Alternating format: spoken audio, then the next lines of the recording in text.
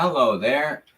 So now that we are live, I figure unless we actually get real viewers, I'll just do a reading of my own extent with the Clow cards, and then I will also talk about my true feelings, as I mentioned. Although, if you really clued into who that collage poster is on the wall, it would be kind of obvious. Plus, if you read all the papers around, you would definitely become aware. But since you probably can't, we'll get to that later in the discussion of this video. And of course, as we go along, if there are anyone else attending the live stream video, you're more than welcome to comment. I need two things in order to give you a proper reading based on what I've learned in the instructions for these. Gender and your zodiac sign are actually crucial information. So just keep that in mind when you're commenting if you want a reading.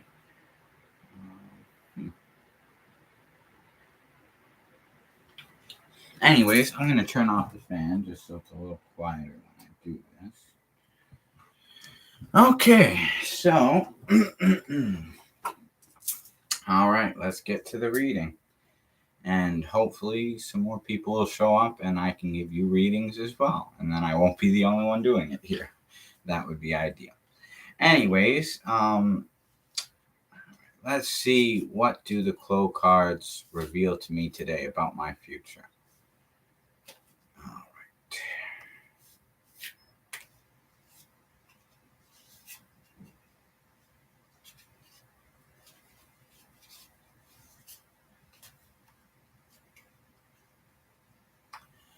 All right, first card. The maze card. The rain, the freeze, the mist, and the sword. Very interesting cards, actually. All right, so I'll show you all of these so you can see. That's the maze, the first card. Second card was the rain. The third was the freeze.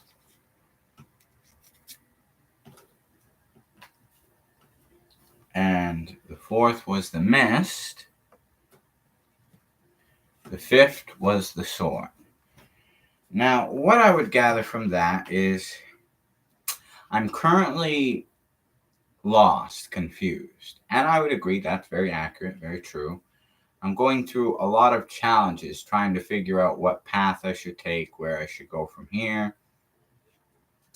The rain symbolizes sort of a time of cleansing, of basically, without sunshine and rain, the grass won't grow. So it's necessary to go through the low peak sometimes as well in order for, new harvest to spring forward.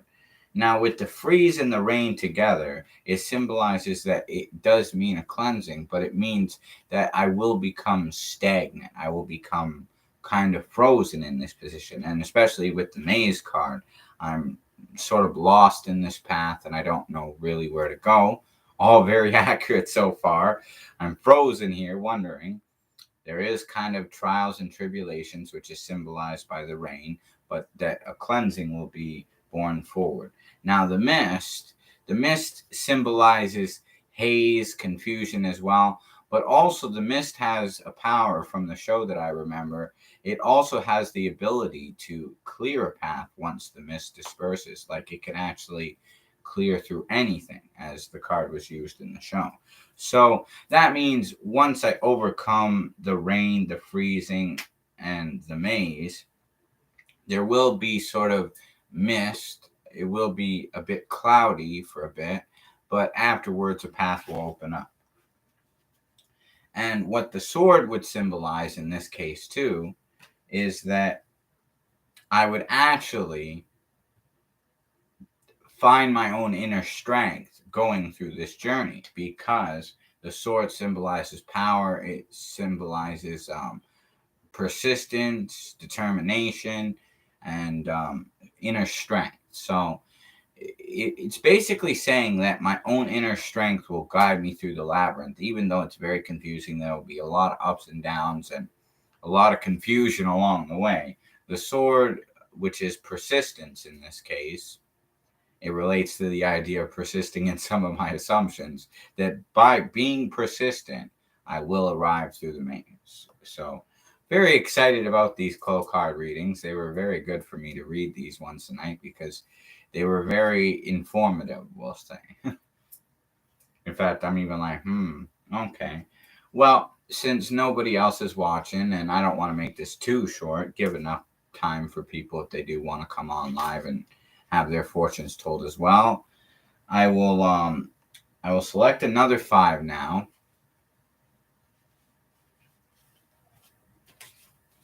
And we will basically continue on sort of that train of thought.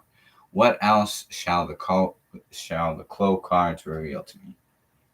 Oh, the Mirror, the Libra, the Sand, the Voice, and the Float. Oh, these are all very interesting cards. Okay, well, the Mirror symbolizes reflection.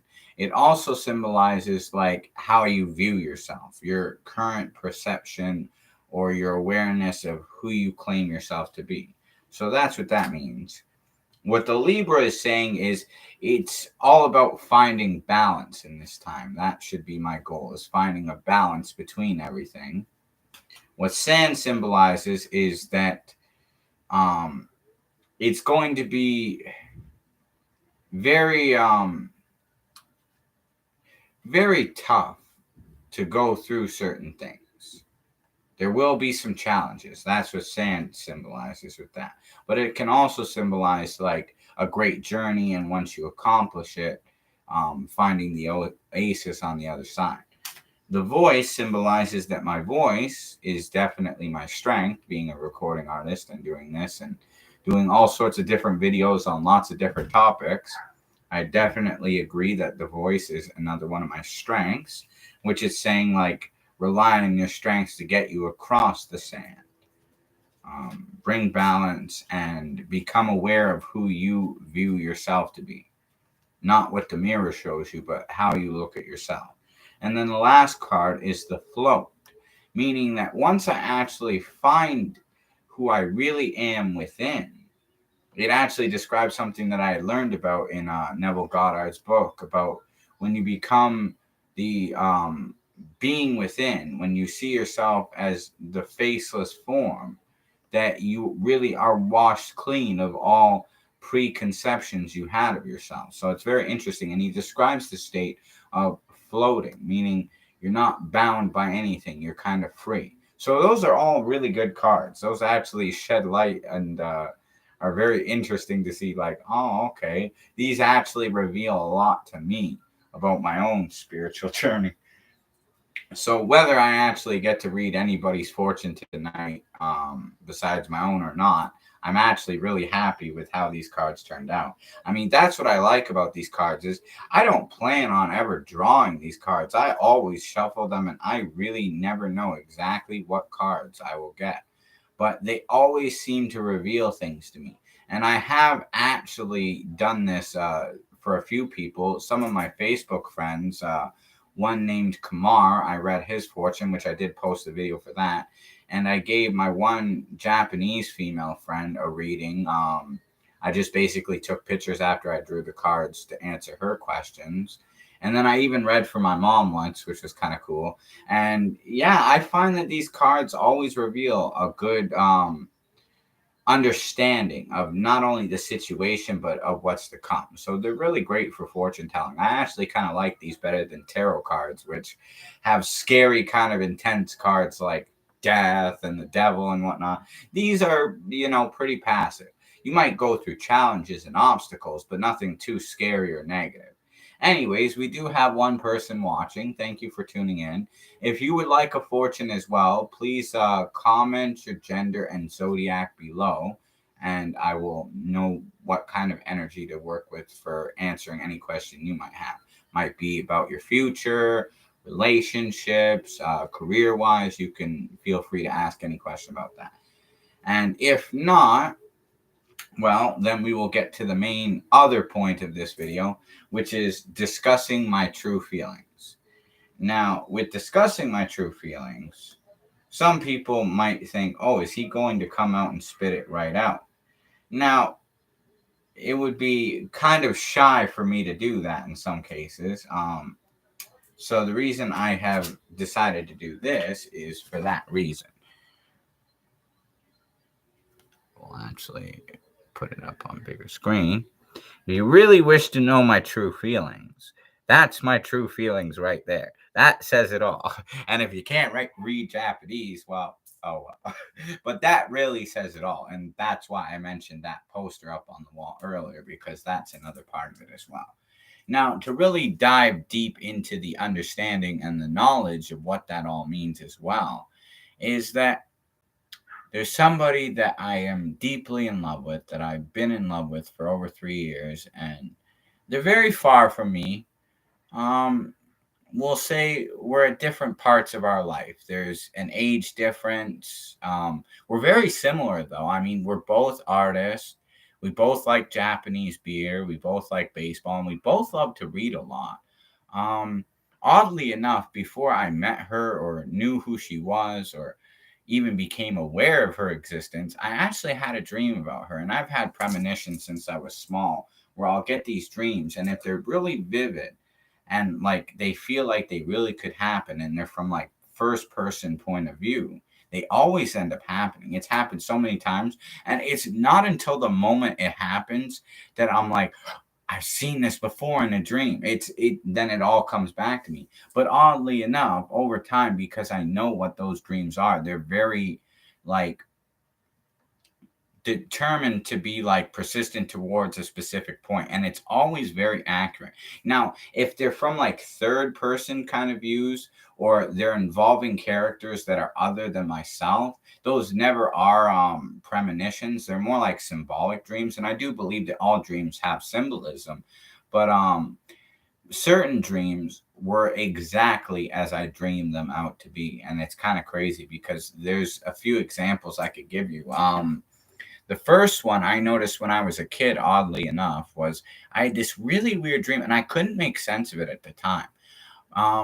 In my dream, this kid who was a lot bigger than me, too, he was chasing after me in some sort of gymnasium or auditorium with a string. And at first I thought, what a weird, crazy dream. Like, I doubt that's ever going to happen. I didn't actually think that one was going to happen, but it was first person view. I was looking at myself running on these lines like in a gym, right? I was running on these lines, and as I looked back, he was chasing me and he was trying to touch me with this like piece of yarn. So I was like, what a weird dream.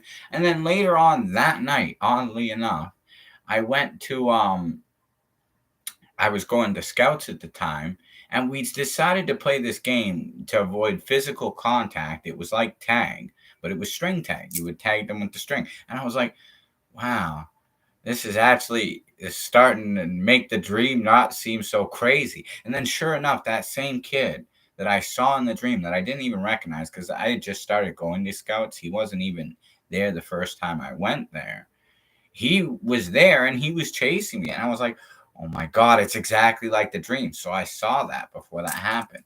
And then another time that happened was there's been a few other times in my life, but one that I can really strongly recall was with my ex. My last girlfriend, oddly enough, she was a Japanese woman, and I had this dream that I was kissing this Japanese woman, and we were laying on my bed in this room, and we were making out and whatnot. But I hadn't met my ex at that point, right? So for the longest time, I wondered, do I know this? I guess she kind of looks like some of my friends, but they don't really see me that way. So I thought, maybe that's not them. But then when I actually had experienced that moment with my ex, I recognized it right away. Like I said, then it all kind of comes jogging back to your memory. Like, hey, wait, This is exactly like my dream. And there's been a lot of other situations throughout my life, like me standing in certain places, me saying certain things to certain people at certain times, and that happened. Now, with the person I love most, I actually had this dream maybe over 4 years ago. But the thing is, I didn't recognize who the woman was. For the longest time, I tried to figure out who this woman was, and I could never figure it out. She had glasses. We were running together through the rain, and we kind of stopped under a bus shelter because it was raining. And I kissed her, and I had this feeling within the dream. I was seeing it all first person, but I had this feeling that whoever this woman is, like, she's my true love. Like, this feeling that I have within myself, within this dream, it's like, this is the one. Like, this is my soulmate, my wife, my true love, my twin flame, everything. I just had this feeling that that was 100% as I would imagine it to be. Like, they were the one. But I could not find this person for the longest time. And then, oddly enough, um, this goes back to, I guess, what happened 3 years ago when I'm like experiencing that and near death experience. Some scary stuff happened. I was at rock bottom.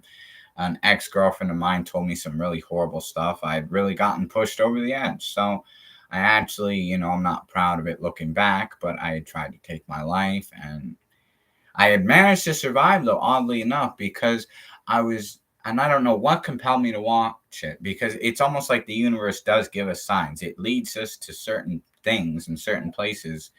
Certain events happen at certain moments in our life because they're all leading up to certain things. It's all a train of like the universal law of cause and effect, right?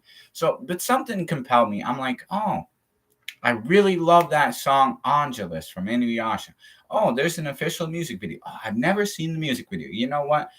Not knowing what's going to happen now, I was like really over the edge. I didn't know what to think. Kind of was really sticking my neck out there on the line at that time. Looking back, it was foolish, but it was what it was. But I thought, you know what? No matter what happens now, I'm like, I might as well actually see what this music video is. I never actually watched the official music video. I really like the song though.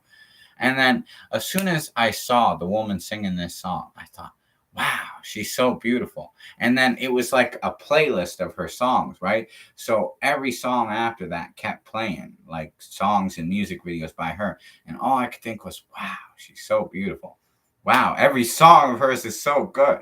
And like I somehow like changed my entire state. Like my mood just shifted. It was in a more peaceful, relaxed place that I didn't want to like end it all. Then I actually wanted to go on, and I felt compelled, like inspired, like the will in me was like empowered. And deep down, I told myself, I said, if I survive this somehow, if I get through this, I'm gonna marry that woman someday. Now I had no evidence to support it. I was really imagining ahead of my evidence.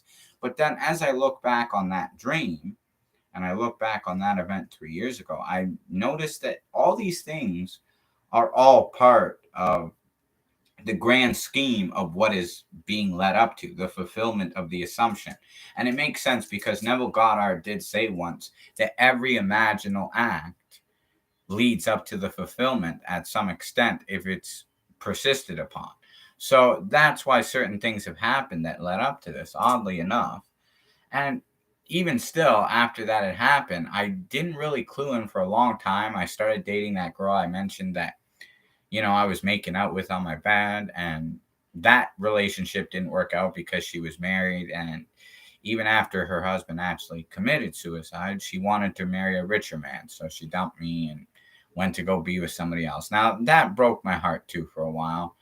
I just kind of tried to focus on my music career, formed a jazz band. We made some albums, but then some really horrible stuff happened too. My best friend since high school, OG Loke Dog, he's rapped on a few songs and whatnot. He actually like really hurt me and kind of betrayed me. He stabbed me in the back, and really all I wanted was him to come visit me because this woman like forced herself upon me that I did not want. Like she stunk, like had really nasty odor. And she was just crazy and obsessive and very aggressive and pushy and forceful. She was telling me that I had to marry her and have kids with her. And I'm thinking, hell no, I'm not doing that. And I even told her, I'm like, no, sorry. My dream is to marry a Japanese woman and have kids with a Japanese woman. I can't give you that. And she was trying to tell me, no, I had to. So I'll tell you this: I was so relieved when she left, and all I could think was, I don't care what the hell happens. She is never coming back here. If she comes back here, I will lock that door and refuse to answer it because I knew my folks were going out of town at the time. I was like, never again, like insanity. So yeah, I wanted him to come over and visit me after that because I was really shaken up that such like traumatic experience had happened, and he snapped at me. And he didn't really want to be there and be supportive. So I said, okay, fine, then give me my movies back. Because he had borrowed some movies that he never ended up even watching.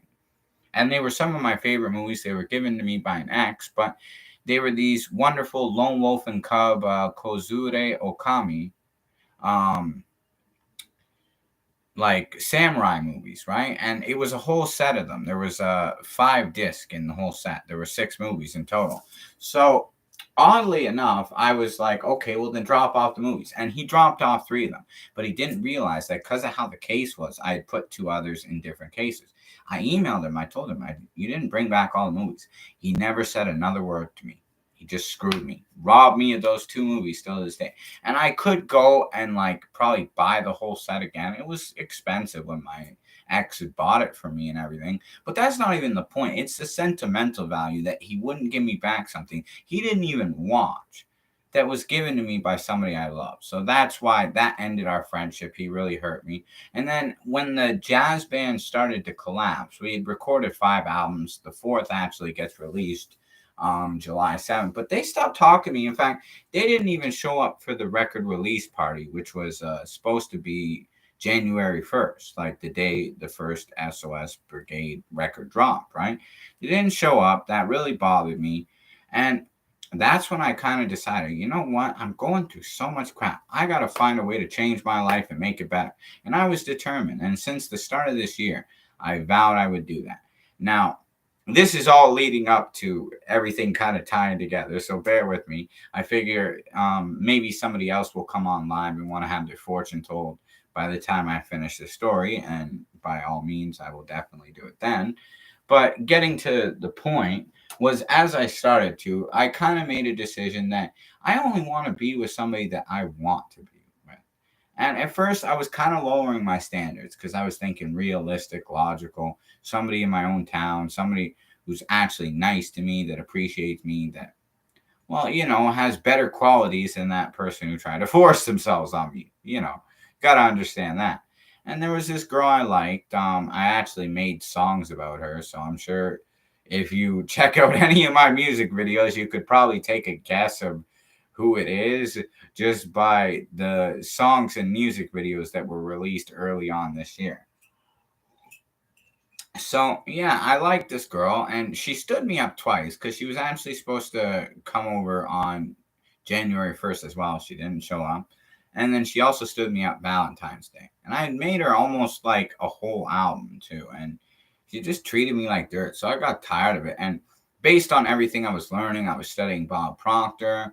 I joined something called the Abundance Academy. I was learning things from Robert Zink, Neville Goddard, all that. And I was learning all these different approaches and ways to try things. And all I could think too was, wow, I'm working really hard for such a mediocre person. Like this person already has 3 kids. They stood me up twice. They don't even read my messages or talk to me much. They're really dry. They seem to like some guy who's a total dick towards them. So I'm like, yeah, what choice do you have in men? Clearly not very good, right? But to each his own. Hopefully they're happy now with that person they chose over me. I know I'm happier persisting towards something more worthwhile. So that's actually what sparked it. Is I was in a really negative state. I was trying everything, and I got to a point where I was like, I should have had this weeks ago. What the hell, man? Why is this taking so long? And I'm like, if I got to work this hard for something, I should really be going after the best person imaginable, not this mediocre goal. And then it hit me because I was singing Japanese pop songs to kind of lift up my mood. I was in a very negative vibration. I had quit marijuana. Um, I've cut down on drinking still. I was still struggling to smoke at that time too. But I was just very frustrated. And it was when I started singing that singer who sung Angelus's songs. That's when it hit me. I was like, why am I not going after that? They're better than anybody I know. If I could pick anybody, if I could have anybody, why wouldn't I pick that? And I remember 3 years ago when I was watching all their music videos, and I thought to myself, wow, you know, I would love to marry them someday because they're just the bee's knees. They're the best. They're so beautiful. I love their music, everything, right? And as this journey started to unfold, I decided, you know what? That's what I'm going for. That's real growth. That's sort of a peak I've never reached before. That will really cause me to grow as a human being. And the goals aren't for you to get, they're for who you grow into as you go along the journey, right? So that's when I started persisting towards that person on the wall. And oddly enough, that's when I remembered the dream.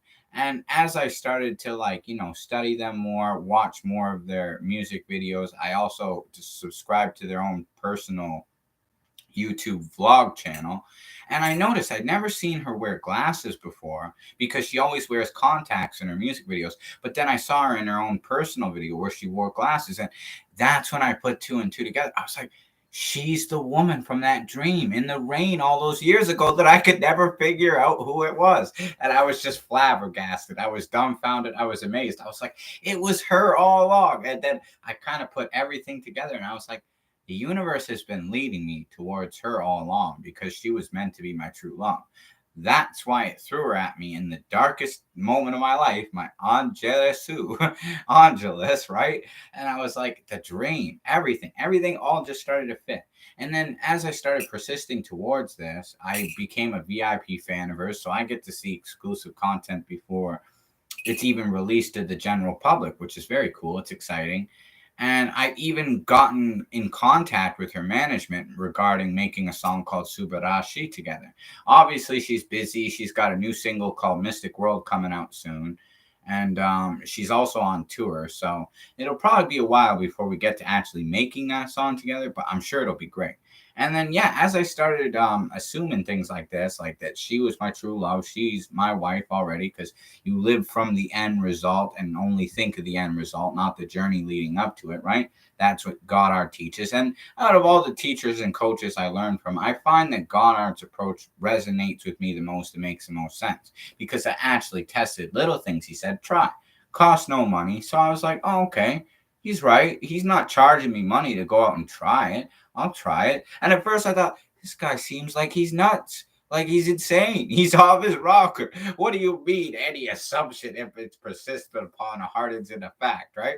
And then he said, if you walk into a place expecting things to be as you desire them to be, then that's how they'll be. So I tried that first. I was like, oh, okay. Well, I'm going to walk into this pizza place where the guy's kind of rude and snobby, and I'm going to act like I'm a boss. Like I'm super comic guru Alucard. I'm the man. I'm the awesome recording artist. Like, I'm not going to walk in with things the way they used to be. I'm going to walk in like the man, the boss, right? So I walked in there, bought my pizza. I'm sitting down eating, really playing the part, which that's something Goddard said, and Bob actually mentioned it too, oddly enough. So I'm playing the part, and then as I'm walking out, do you know what that guy said to me? He's like, "Take care, boss." And this is a guy who never said a word to me. This guy seemed really grumpy about me even being a customer in his place.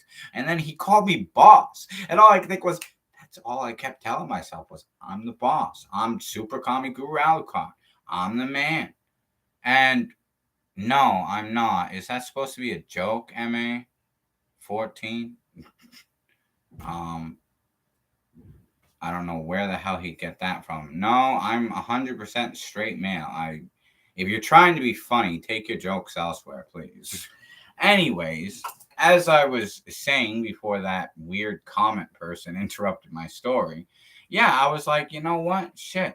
He reflected what I thought of myself within myself outwards. And it was really interesting. And then another time, I was in a no frills and I was gonna get some Mr. Noodles. I figured, oh well, I got $1 in my account at the moment. I don't have much money, but I got enough for a 33-cent, pack of noodles, no problem. My card didn't work oddly enough though, and this was really cool. So what I decided to do was I thought, well, somehow I'm gonna get these noodles though. I decided to test what Goddard said. Persist in the assumption, even though my evidence denied it. Very funny. Yes, Mr. Noodles, ramen noodles. It's a very common thing. It was actually invented by Japan, whatever your name is. And yeah, I do like my noodles. So yeah, they're very good. I eat them with chopsticks, actually. Thank you very much. And before I got interrupted in the story, I swear people love to be comedians tonight. Coming on live just to heckle me. I'm like, well, you know what? This is going to be an interesting video because I can just crack jokes about their foolishness. Anyways, you guys started to be rude to me first with your flabbergasting of comments, and honestly you have nothing to do with what the video is concentrated upon. Now I'm not going to give you any more thought unless you want a fortune telling. If you want a fortune telling, please comment by the rules and I'll give you a fortune telling. If not, stop interrupting my story with absurd nonsense. Thank you very much. I'm a boss. I don't need to tolerate this rubbish. Anyways, as I was saying before these people started going at me with craziness, yeah, I was sitting there and I'm like, how am I going to get these noodles? And I assume I'm walking out with these noodles. I've already got these noodles. Even though I can't get them with my card's glitching. Somehow the card will work, or maybe that lady behind me will buy them or something. But I've got these noodles already. I just persisted in that assumption, despite what my reality, my present circumstances were telling me. That's how I know it's true. Because, oddly enough, I did end up getting those noodles for free. And I never had to pay for them. They were chicken and vegetable, to answer your question. And I can't call you fans. I don't know who you are. And it's like, have you bought any of my records? You can't really call yourself fans unless you bought records. Now, if you bought a record, please show me. I would love to see that. But I guarantee you haven't. So, skedaddle. And wow, you know what? I'm even thinking I'm going to have to delete some of these people's comments after we conclude this video. But yeah, as I was trying to say before these hecklers came in and tried to interrupt my story, the truth is what Neville Goddard said is 100% true, that any assumption, if persisted upon, will harden into fact. You must ignore the current circumstances, the current reality you're facing, and focus solely on the feeling of the wish fulfilled. As I look at it in this case, I want these hecklers to go away. So I'm just focusing on the feeling of they'll be quiet and let me finish my broadcast and presentation, because if not, I'm just going to delete all their comments after, since they're just being haters and wasting my time. Now, anyways, since nobody else has commented and actually wanted to tell a serious fortune by following the rules as mentioned, have any of you done that? Have you followed the rules? No, you haven't. I'm like, oh yeah, because you're not heckling me during my live broadcast. They're like, we hate haters. If you were able to read the comments, people, you'd probably be laughing at these people because they seem like if they're out of high school, they probably still have the same mature attitude as they had back then. Fan since 2007. I'm like, that's hilarious, bro. My debut album didn't come out that far back. That's how you know they're absurd. He's like, I'm a fan since 2007. I'm like, I didn't have a released professional album back in 2007. How could you be a fan of me since that far back? At least do your thorough history if you're going to try and antagonize me.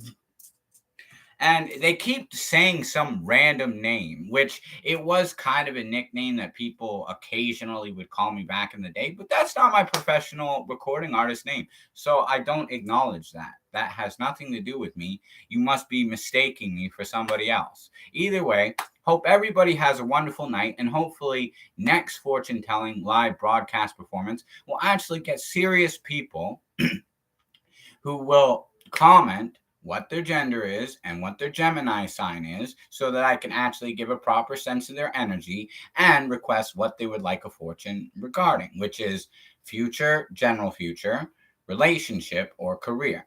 As I specified, there are rules. You got to follow the rules. I'm not taking any spammers trying to talk a bunch of nonsense. Anyways, have a wonderful day, and everybody take care. Oyasumi nasai minasan. Arigato gozaimasu.